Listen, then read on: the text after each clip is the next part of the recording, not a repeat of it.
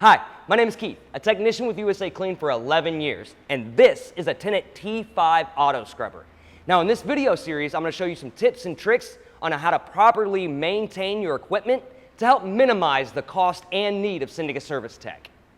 Okay, so now we're going to show you how to replace a damaged recovery tank drain hose. First, go ahead and lift up your recovery tank so you can gain access to the hose clamp that's holding it on. Hold it down here and remove or loosen this hose clamp.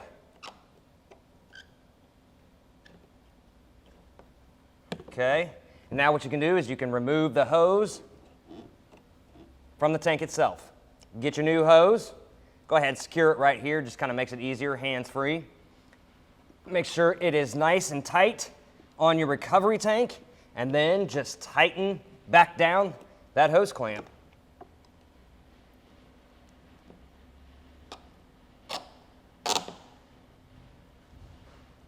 And you're done. Once again, my name is Keith. For all the parts listed in today's video, plus diagrams and how-to repair guides, be sure to click the link in the description below or visit us on the web at USACLEAN.com.